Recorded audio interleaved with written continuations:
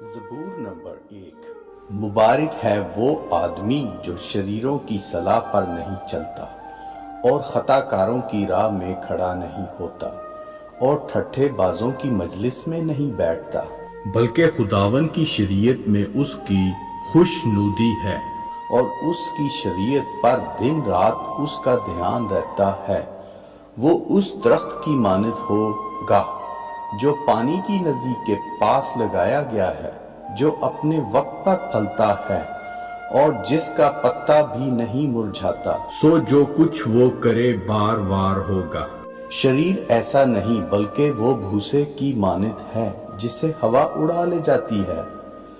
اس لیے شریر عدالت میں قائم نہ رہیں گے، نہ خطا کار صادقوں کی جماعت میں، کیونکہ خداوند صادقوں کی راہ جانتا ہے پر شریروں کی راہ نابود ہو جائے گی۔